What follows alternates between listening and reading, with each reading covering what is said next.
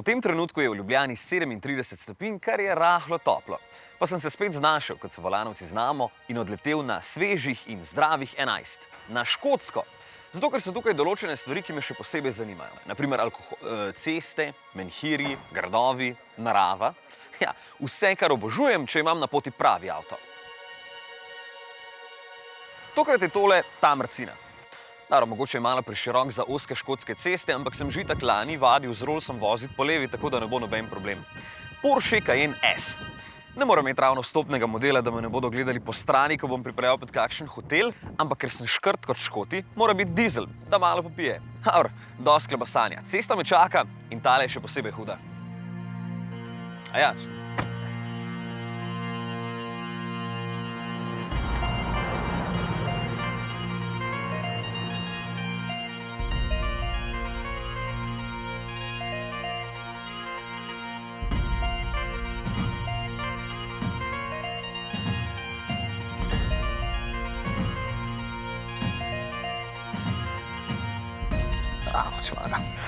Preden sem šel na pot, sem se seveda pozanimal, če lahko gre tudi po vodi. Jep, do 50 cm. Mogoče ne vidite, ampak tla tukaj ob cesti so tako močvirnata, da je že hoditi po njih težko in je fino imeti malo rezerve, če na kakem ovinku ne znese. Sicer pa ja, Porsche Cayenne S Diesel ima 4,2 litrski dizelski 8-valjnik. Samo poglejte, kako lepo so ga zapakirali. Proizvede 283 kW, torej 385 konjev in brutalnih 850 Nm navora. Ja, za primerjavo, Huracanov 10-valjnik ima samo 560.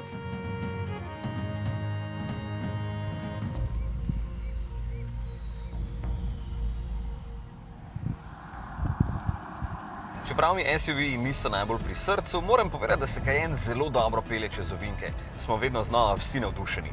Dobro, res je, da ima 21-palčna platišča, ampak ga je Matej enkrat že preganjal v Portimao in bil presenečen nad lego na dirkališču. Ja, tudi to se da s takšnim kolosom, ampak na teh cestah na otoku Skye je to vse prej kot pravilo, ker moraš ves čas paziti, da ti kdo ne pripelje nasproti. Stalno se moraš nekam umikati, je kar malo tečno, ampak tudi to je čar teh cest.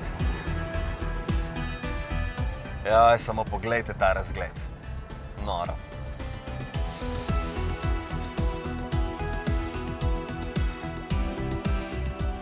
Vreme pa se tudi spreminja vsako minuto, tako da moram iskati res lepe trenutke, da ekipa posname lepe posnetke. Pot do sem pa je bila tudi huda. Z edinim trajektom, ki lahko pristane ne glede na višino vode, ker enostavno obrne palubo in potem zapelješ gor. V sezoni pelje vsakih 20 minut, tako da sem imel vmes čas se igrati tudi s psom kapitana. Glede na to, da se zdaj ne peljem prehitro, ker imajo milijon radarjev, tale motor niti ne pije veliko, glede na to, da premika 2,5 tone težak avto. Nekje 8 do 9 litrov je povprečna poraba, kar se mi zdi noro za toliko moči. Moje odprave so vedno malo znanstvene, zato da s potoma naredim še kakšno raziskavo in bo naslednjič mogoče vam lažje, ko boste sami šli na pot. Tokrat sem se odločil, da preverim, če lahko tudi s takšnimi malo večjimi avtomobili normalno parkirate pri njihovih znamenitostih. Jaz sem dve že obiskal, pa ni bilo nobenega problema. No, razen pri drugi, ko sem mislil, da sem zgubil ključe, pa sem jih k sreči še pravi čas našel, ker bi bilo res škoda, ko so se oblikovalci tako potrudili in naredili res lep ključ.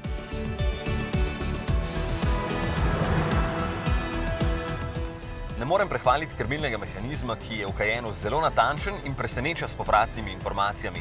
Glede na tip vozila mislim, ker nekateri verjetno dobro veste, kako daleč od česarkoli športnega so taki veliki SUV-ji.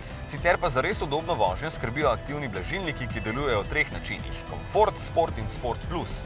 Senzori na vseh kolesih konstantno spreminjajo nivo tekočine v blažilnikih, glede na cesto in stil vožnje, da mi tudi na takšnih slabih podlagah ni neudobno, sploh po 5 sendvičih, ki sem jih danes že pojedel. Neke terenske vožnje pa se tukaj ne morete iti, ker se boste takoj ugreznili.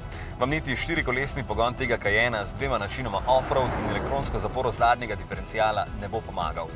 Pa še aktivno ozračno vzmetenje ima, ki konstantno prilagaja višino med vožnjo, lahko pa jo tudi sami prilagodite s tem gumbom tukaj. Cel kup pomagal in elektronike torej. V praksi pa deluje vse skupaj zelo prepričljivo. Verjetno daleč najbolje med vsemi SUV-ji.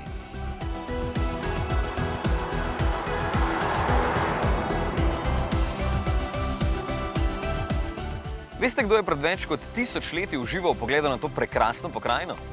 Vikingi. Isle of Skye je v bistvu drugi največji škotski otok in očitno jim je bilo na najbolj severnih delih Evrope prehladno, pa so prišli južneje, da niso rabili jesti samo rib. Še davno pred njimi pa so živeli tukaj staroselci v teh posebnih hišah, ki jim pravijo brok. Nekje pred 2000 leti so se takole stiskali najbolj premožni, no meni osebno pa so bile še bolj zanimive kamnine, ki jim pravijo The Old Man of Storr.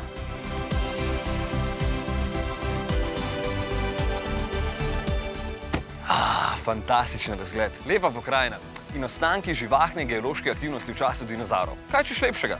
Ja, pa tudi to, da je tule tako lep parking. Je kar hecno, da vedno dobim tak ekskluziven prostor.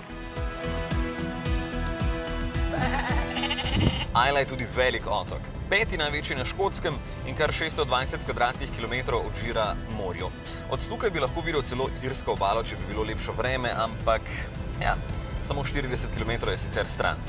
Na Isli je slabih 3000 ljudi, torej nekje 5 na kvadratni kilometr in niso tukaj samo zadnjih 300 let, ker so našli tudi neke prazgodovinske ostanke lovcev, ki so lovili tukaj, ne, v bistvu tam, že 10.800 let pred našim štetjem. Ja, takrat pa bi tega kajena res debelo gledali. In če ste mislili, da je ta avto na svetovnih cestah prava redkost, ste se zmotili. Samo v prvi generaciji so jih prodali več kot 276 000, drugo generacijo pa od leta 2010 že več kot 300 000, tako da jih boste videli veliko. V enem letu so jih enkrat prodali celo toliko kot vseh ostalih modelov skupaj, tako da je kupcem všeč, tudi zato, ker je veliko prostora, gre skoraj povsod, pa še na maski piše Porsche. No, ta ima še vektorsko razporeditev navora in elektronsko zaporo zadnjega diferencijala, kar se pozna v hitreje odpeljanih ovinkih, pa tudi na slabih podlagah, da lažje speljete, če ful drsi.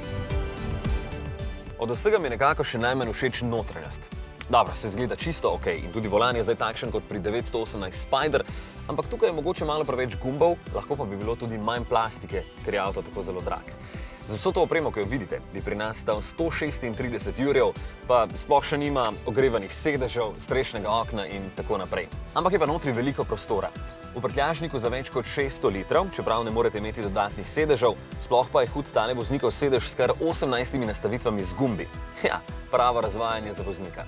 Mogoče bi lahko imel samo še kamero za lažje parkiranje, ker na kakem parkirišču se res namatra.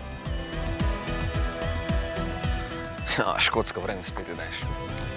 Pa ne smem tu kako ne smem?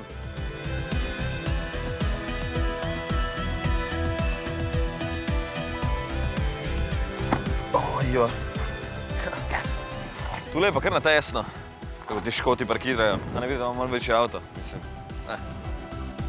4,85 metra je dolg, ampak vidite, vse se da, če se hoče, v nulo med črte.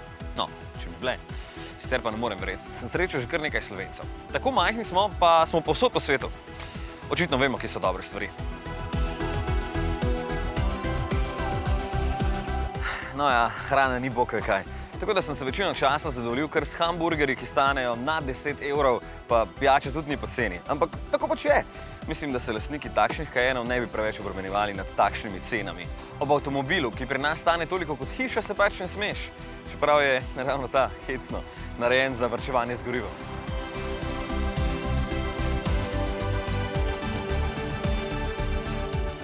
Verjetno je celo najboljši kajen. Ogromno moči. Motorje se kar strga, ko na polno pospešite in prestavite v program Sport. Ja, 850 Nm navora je res bolano veliko. Na samodejni 8-stopenjski menjalnik pa kar pozabite, tako lepo dela. Aha, nov parking.